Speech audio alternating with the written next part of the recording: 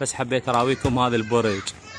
طبعا عباك البرج هذا مال الولايات المتحدة اللي ضربته الطيارات، برج بمدينة الصدر. شوف اعلى شيء، انا ادري بيه قبور بهالعلو بس مو هذا مال برج. ولكم التعليق، شوفوه مبين عبالك قلعة، ما ادري بعد.